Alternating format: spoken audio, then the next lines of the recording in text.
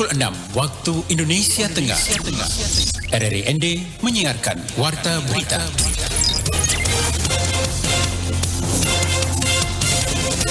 Selamat pagi saudara, Anda kembali mendengarkan Warta Berita Daerah edisi hari ini Rabu 8 Juni 2022. Sari Berita.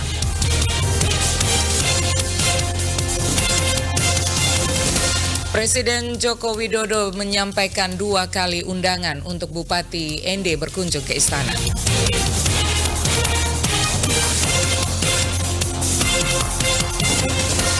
Kabupaten ND dipersiapkan menjadi Smart City. Selain 2 berita ini akan hadir juga berita-berita lainnya yang kami rangkum selengkapnya dalam Warta Berita Daerah. Edisi hari ini, Rabu 8 Juni 2022, selengkapnya bersama saya, Desi Natalia.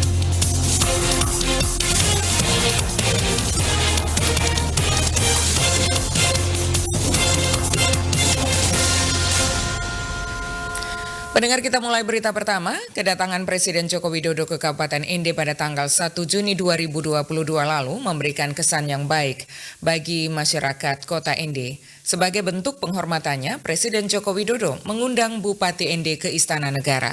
Informasi ini disampaikan oleh Veranda Garus. Beliau itu mengingatkan Pak Bupati, saya tunggu Bapak di istana. Langsung panggil ajudan sini, catat nomor Bupati ND ya. Presiden Republik Indonesia Joko Widodo secara khusus mengundang Bupati ND untuk menghadiri pertemuan di Istana Negara sebanyak 2 kali, yakni pada tanggal 1 dan tanggal 2 Juni 2022 lalu. Saat ini Bupati ND sedang melakukan koordinasi dengan organisasi perangkat daerah atau OPD untuk membahas sejumlah persiapan menjelang kepergiannya ke Istana Negara nantinya. Hal itu disampaikan Bupati ND Dr. Randus Haji Jafar Haji Ahmad MM kepada RRI Selasa pagi kemarin. Adapun beberapa permintaan yang akan disampaikan Bupati ND yakni pembenahan infrastruktur jalan arah utara, penyediaan perpustakaan dan beberapa sarana lainnya di Taman Perenungan Bung Karno, serta hal-hal yang saat ini sedang didiskusikan oleh pihaknya. Saya bangga kemarin waktu penandatangan semua dengan instansi terkait masalah kurikulum Pancasila itu di Kota ND itu. Nah, kita ingin dari kota pelajar betul-betul kota pelajar menuju kota Pancasila. Ada kaitannya ke sana. Sehingga nanti itu sampai kepada Presiden, masalah sarana prasarana belajar, proses belajar mengajar itu perlu saya sampaikan. Secara terpisah, anggota Komisi 7 DPR RI Herman Heri menambahkan Presiden Jokowi sangat merasa terharu dengan sambutan hangat yang diberikan oleh warga Kota ND. Terbukti dalam kunjungan itu, Presiden bahkan menghabiskan waktu selama 2 hari di Kota ND, serta menyempatkan diri untuk mengunjungi masyarakat kurang mampu dan memberikan bantuan sembako serta uang tunai. Menurut Herman Heri, jika ND mau dijadikan kota sejarah, berarti ND harus bisa dijadikan kota destinasi. Ya, tentu saya katakan bahwa kalau ND mau dijadikan kota sejarah, berarti ND kita siapkan untuk menjadi kota destinasi. Destinasi yang kita maksudkan adalah destinasi dari semua orang di Indonesia, bahkan dari luar negeri, untuk datang ke ND yang ingin tahu bagaimana sejarahnya Bung Karno dibuang di ND dan Pancasila itu lahir. Selain itu dilihat dari potensi budayanya yang sangat luar biasa, mulai dari tenunan hingga tatanan kehidupan masyarakat, ND juga bisa dijadikan kota budaya. Tentunya hal itu bisa menjadi aset yang bisa dijual dalam bentuk pariwisata. Herman Heri mengaku dirinya akan terus mendorong serta berkoordinasi bersama pemerintah pusat untuk memberikan bantuan infrastruktur di Kabupaten ND. RRI ND Veranda Garus melaporkan. Beralih ke berita lainnya, menjadi bagian dari salah satu daerah provinsi kepulauan di Indonesia, sudah waktunya Kabupaten ND melek terhadap perkembangan teknologi dan informasi agar terus bergerak sejajar dengan kabupaten kota lainnya di Indonesia. Laporan disampaikan Rosa Dalima. Hal ini disampaikan Kepala Pusdatin BPIP Dr. Randus Yakob KM Ismail MSI dalam dialog interaktif Selasa pagi terkait kesiapan ND menuju Smart City. Dikatakan Yakob momentum peringatan Hari Lahir Pancasila dengan menggelar upacara kenegaraan untuk pertama kalinya di luar Jakarta menunjukkan keistimewaan kota ND di mata pemerintah. BPIP sendiri memiliki program agar ND ke depannya menjadi pusat studi Pancasila bagi siapapun yang ingin mempelajari sejarah lahirnya ideologi bangsa ini. Akan tetapi, kata Yakob, tidak semua orang memiliki kesempatan dan kemampuan untuk datang belajar di ND. Sehingga konsep Smart City dengan menghadirkan berbagai informasi tentang ND melalui dunia digital sudah waktunya untuk dipikirkan dan diwujudkan. Dengan memiliki satu pusat data, siapapun yang ingin mempelajari tentang ND bisa melakukannya dengan mudah. Bahkan bisa dimodifikasi dengan teknologi VR atau virtual reality sehingga lebih terasa nyata. Satu wacana yang ingin kami tumbuhkan di Kabupaten ND itu kan, kalau orang bertanya bagaimana Pancasila itu, lihatlah ND, di situ Pancasila. Nah, untuk bisa bagaimana orang melihat ND secara luas, secara global, itu transformasi teknologi benar dapat disampaikan oleh Pak Philip, itu nanti akan difasilitasi. Justru itu Smart City yang kita diskusikan pada hari ini sangat bermanfaat sekali untuk bisa bagaimana dunia bisa melihat ND sebagai daerah Pancasila. Orang kan tidak semua bisa datang ke ND. Bagaimana ND bisa dilihat dari dunia maya.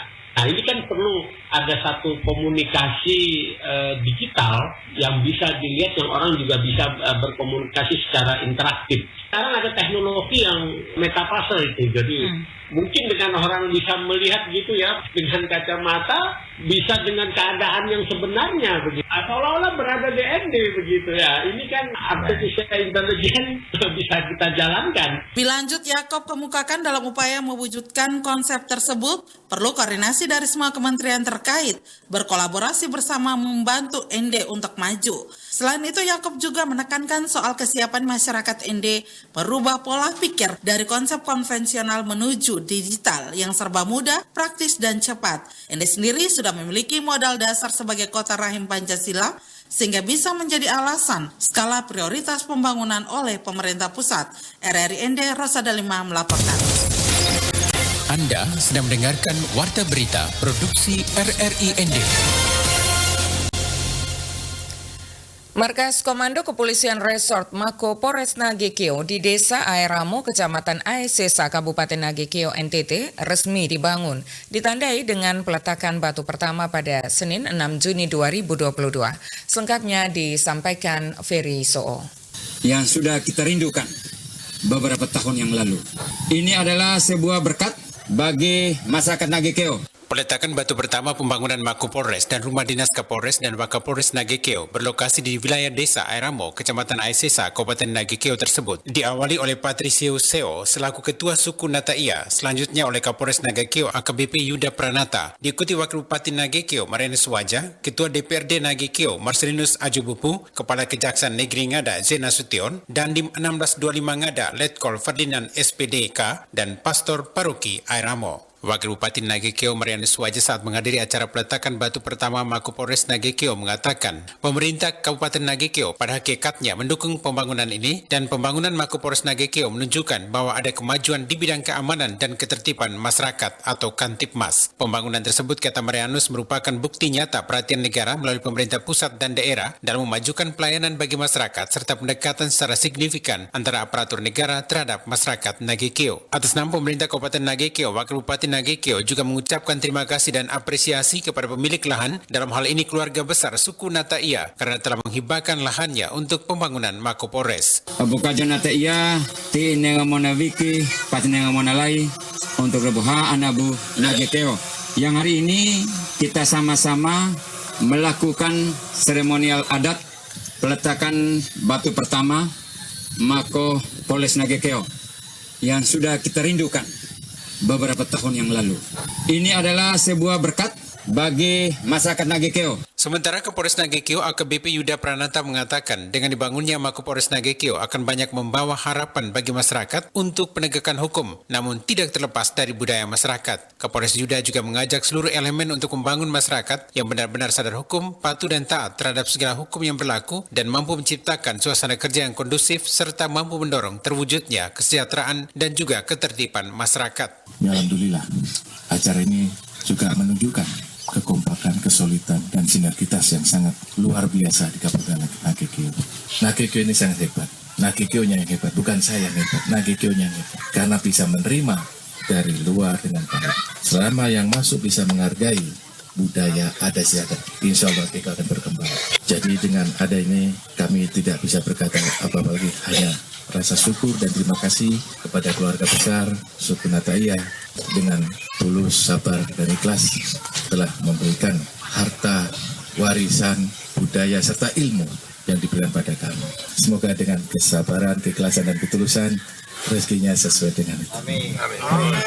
Proses pelaksanaan bisa berjalan lancar dan sesuai target waktu, dan kita bisa manfaatkan dengan baik. Dana pembangunan Wakapolres Nagekeo tersebut bersumber dari APBN senilai 5.579.028.000 rupiah, di mana dikerjakan oleh kontraktor pelaksana CV Jawa Mai dengan waktu pengerjaan selama 210 hari kalender atau sekitar 7 bulan. Sementara anggaran untuk pembangunan rumah dinas Kapolres dan Wakapolres Nagekeo bersumber dari APBN sebesar 1.205.036.000 rupiah dikerjakan oleh kontraktor pelaksana CV JY Pratama dengan waktu pengerjaan selama 150 hari kalender atau 5 bulan. RRI ND Feriso melaporkan. Kepala Seksi Penyelenggara Haji dan Umroh Kantor Kementerian Agama Kemenak Kabupaten ND, Haji Muhammad Salam Daud SH kepada RRI Selasa 7 Juni 2022 kemarin menuturkan untuk keberangkatan calon jamaah haji CJH Kabupaten ND telah dijadwalkan sesuai tanggal dan waktunya. Ia menjelaskan untuk jadwal keberangkatan dari ND menuju Kupang pada tanggal 18 Juni menggunakan maskapai penerbangan Wings Air sekitar pukul 10:25 waktu Indonesia Tengah dan akan menginap semalam untuk dilakukan PCR. Kemudian pada tanggal 19 Juni menggunakan maskapai penerbangan yang sama sekitar pukul 10:25 waktu Indonesia Tengah berangkat ke Surabaya menuju hotel. Selanjutnya tanggal 20 Juni pukul 12 waktu Indonesia Barat dari hotel menuju asrama haji dan pada tanggal 21 Juni pukul 11:25 waktu Indonesia Barat calon jemaah haji berangkat dari Surabaya menuju Jeddah. Jadi tanggal 18 dari ND kita bermalam di Kupang, 19 ke Surabaya, tanggal 20 menuju asrama haji, dan tanggal 21 dari asrama haji menuju ke Juanda dan bertolak ke Jeddah. Dikatakannya 14 calon jemaah haji ini terdiri dari laki-laki 5 orang dan perempuan 9 orang yang semuanya berasal dari 4 wilayah kecamatan dalam kota, yakni ND Tengah, ND Selatan, ND Timur, dan ND Utara. Ia juga menambahkan terkait keberangkatan calon jemaah haji ke Tanah Suci Mekah untuk NTT, sudah ada petugas haji yang ditunjuk sebanyak 4 orang untuk melaksanakan tupoksinya masing-masing. Saudara, informasi ini sekaligus mengakhiri Warta Berita Daerah edisi Rabu 8 Juni 2022. Terima kasih untuk perhatian Anda dan selanjutnya pendengar, Anda dapat ikuti selengkapnya program Lintas ND Pagi.